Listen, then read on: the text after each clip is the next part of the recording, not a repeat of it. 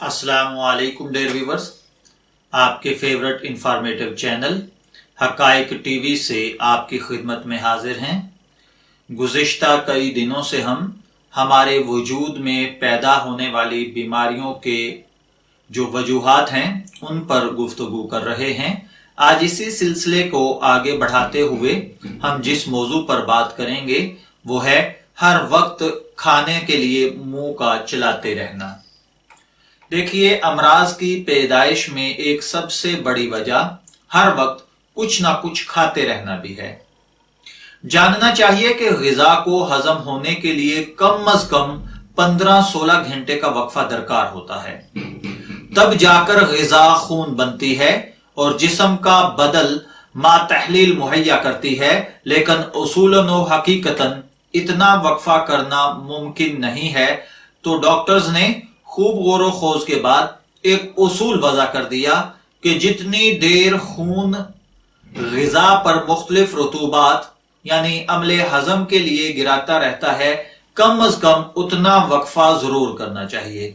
یا یوں سمجھ لیجیے کہ جب تک غذا معدے سے نکل کر آپ کی آنتوں میں نہیں چلی جاتی، عمل ہضم کے مراحل سے گزر کر بڑی آنتوں میں نہیں پہنچ جاتی، دوسری کوئی غذا نہیں کھانی چاہیے۔